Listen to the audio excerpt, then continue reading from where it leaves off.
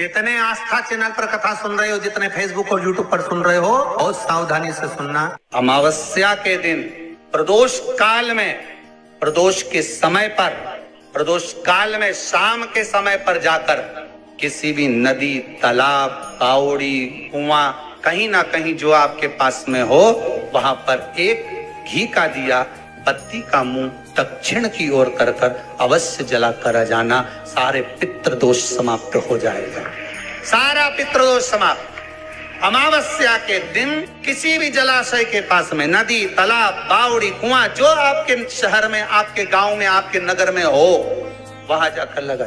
अगर नदी, तालाब, बावड़ी, कुआं नहीं है तो पीपल का वृक्ष हो या बेलपत्री का वृक्ष हो या वट का वृक्ष हो, उसके नीचे लगा दो प्रदोष काल में। पर अमावस्या के दिन लगाएं जरूर। अमावस्या के दिन पितृ शाम के समय प्रदोष काल में शंकर भगवान का नाम जाप कर कर नदी, तालाब, बावड़ी पर पानी पीने जाते हैं। वहां से जल का आचमन कर कर पितृ अपने लोक को चले जाते हैं प्रदोष काल के समय पर। इसलिए प्रदोष काल में जलाशय के पास में, बावड़ी, कुआं, नदी, तालाब के किनारे पर दिया लगाया जाता है दक्षिण की ओर मुख कर कर बत्ती का। तो पितृ आशीर्वाद देते हुए जाते हैं कि फलो फूलो, आगे बढ़ो, उन्नति करो, तरक्की करो। ये पितरों का आशीर्वाद रहता है, पितरों का वर रहता है। आप देंगे, कुछ करा ना करा, फिर अमावस्या के दिन दिया दक्षिण की ओर बाती का मुख कर कर कि गाय जब अपने बछड़े को दूध पिलाए और बछड़े के मुख पर जो फेन आए, उस फेन को अमावस्या के दिन चम्मच में लेकर, जो बच्चा चिड़चिड़ करता हो या पढ़ाई में मन नहीं लगता हो या दिमाग थोड़ा सा कमजोर हो, डॉक्टर के इसका विवेक काम नहीं कर रहा, बुद्धि काम नहीं कर रही है, उस बच्चे को 2 या 3 अमावस्या गाय जब बछड़े को दूध पिलाए, बछड़े के मुंह पर जो फेन आता है वो फेन उस बच्चे को पिला दिया जाए तो बच्चा विद्वान होता है, उसका विवेक काम करना प्रबल हो जाता है। जिसके शरीर पर सफेद दाग पड़ गए हो, चर्म रोग हो गया हो, चमड़ी सफेद पड़ गई हो, गाय जब अपने बछड़े को दूध पिलाए, उस बछड़े का मुख में जो फेन आए उसको निकाल लीजिए। शरीर में जहां जहां पर सफेद दाग पड़ गए हो, चमड़ी सफेद हो गई हो, उस जगह पर लगा लीजिए।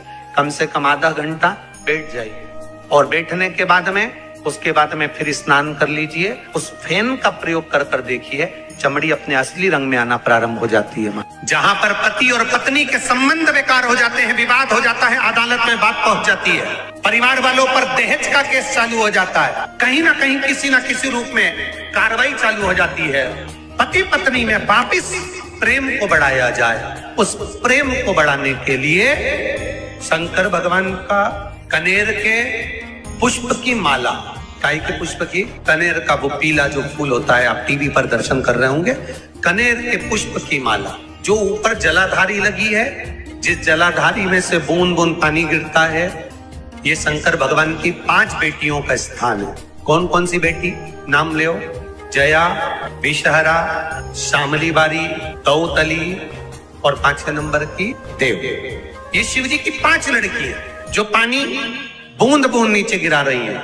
शंकर भगवान की बेटियों के स्थान से शंकर भगवान की जो ये जलाधारी है, जलाधारी अशोक सुंदरी वाला स्थान, ये जो जलाधारी है, बेटियों के स्थान से जलाधारी तक जो कनेर के माला बनाकर स्पर्श कर कर लगा देता है, प्रदोष काल के समय पर उस पति पत्नी में कितना भी झगड़ा हो रहा हो, आपस में प्रेम बनना प्रारंभ हो जाता है। अदालत का केस धीरे धीरे समाप्त हो गया, अदालती कार्रवाई।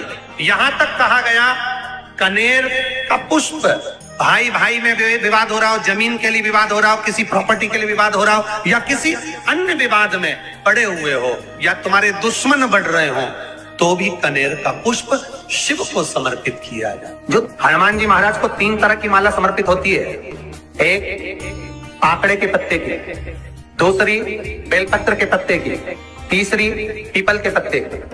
ये 3 तरह की माला जब शंकर हनुमान जी महाराज को समर्पित होती है, जिस समय पर अगर व्यक्ति के जीवन में बहुत भारी रोग हो गया है, बहुत ज्यादा कष्ट हो गया है, कैंसर जैसी बीमारी भी अगर उसको घेर ली है और किडनी लीवर सब बेकार हो गया, तो निवेदन है पीपल के पत्ते की माला बनवाओ 108 पत्ते की, और हनुमान चालीसा का हर पत्ते पर स्मरण करिए महाराज। आप हनुमान चालीसा पढ़ते जाओ, माला में गांठ लगाते जाइए, और वो माला जो व्यक्ति कैंसर से पीड़ित है हाथ का स्पर्श कराइए और शंकर को चढ़ाइए, अपने आप दवाई लगना प्रारंभ होगी, कैंसर जैसा रोग भी धीरे धीरे समाप्ति पर आएगा।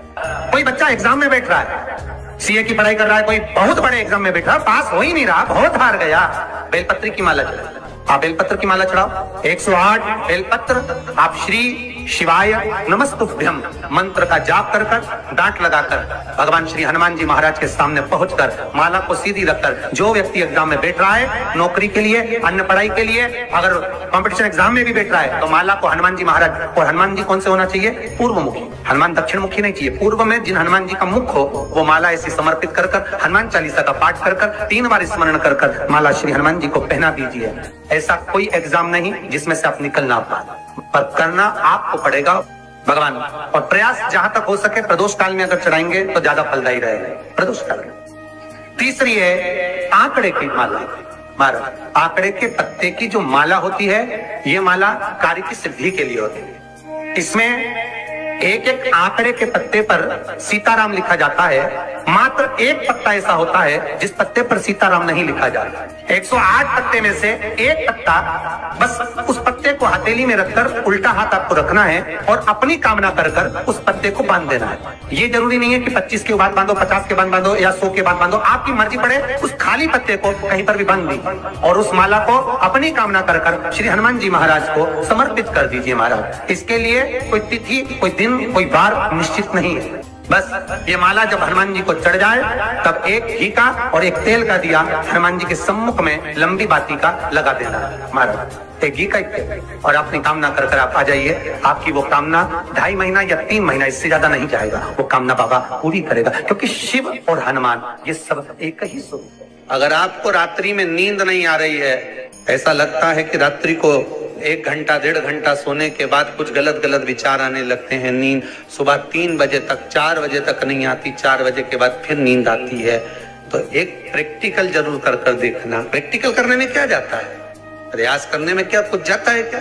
प्रैक्टिकल कर देखना कि कहीं सियोर वाला हमारा झूठ तो नहीं बोल रहा, तो प्रैक्टिकल करने में कुछ नहीं जाए। 1 लोटा पानी लो, उसमें थोड़ा सा कच्चा दूध डाल लीजिए, बेलपत्री का पेड़ या पीपल का पेड़ या बट का पेड़, इन पेड़ के नीचे ले जाकर उस दूध को दोपहर में सुबह 10 बजे से लेकर 12 बजे के बीच में ले जाकर चढ़ा दीजिए।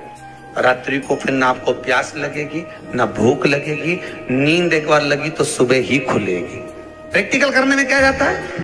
श्री शिवाय नमस्तुभ्यम, सब बोलिए एक बार जमकर, श्री शिवाय नमस्तुभ्यम। प्रैक्टिकल जरूर करना, कहीं सियोर वाला महाराज झूठ तो नहीं बोल रहा, शास्त्रों की बातें हमारे जीवन में हमें सुख प्रदान करे, इसलिए इस भाव का।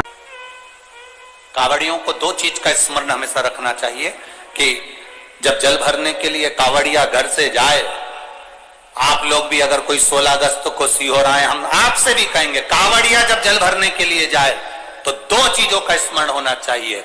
एक, अपने घर से निकलते समय दरवाजे के बाहर 2 स्वस्तिक बनाकर अवश्य,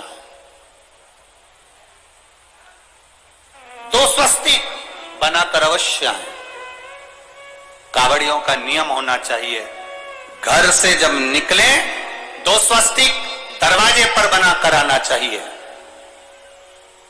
जिस समय आप कावड़ का जल चढ़ाकर वापिस घर की ओर जाएं, तो वो 2 स्वस्तिक जो तुमने बनाए हैं उस पर कावड़ का जल छींटना अवश्य चाहिए। उस घर से लक्ष्मी कभी समाप्त नहीं होती, उसमें भरी रहती है।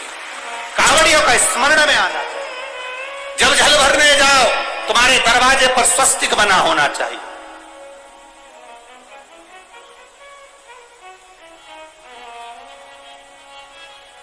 तुम्हारे दरवाजे पर 2 स्वस्तिक का स्मरण होना चाहिए। मेरा शिव, मेरे गोरा, मेरा गणेश, मेरी रिद्धि, मेरे सिद्धि, मेरे देव, नारायण, लक्ष्मी, राम, सीता, मेरे कृष्ण, मेरी राधा, सब वहीं पर विराजमान हो जाए। सर्वस्व वही।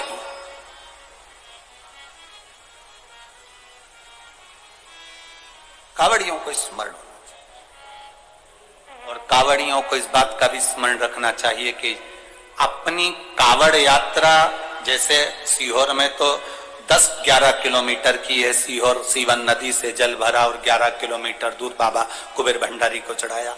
आप सुल्तानगंज से भर रहे हो, हरिद्वार से भर रहे हो, आप प्रयागराज से भर रहे हो, जहां से भी आप जल भर रहे हो या अपने नजदीक से भर रहे हो, जितनी दूर तक कावड़ लेकर जा रहे हो उतनी दूर तक तुम्हारे मुख से व्यर्थ की बात ना निकलते हुए भगवान का नाम निकलना चाहिए। बोल बम का नारा है, बोल बम बोल बम बोल बम बोल बम।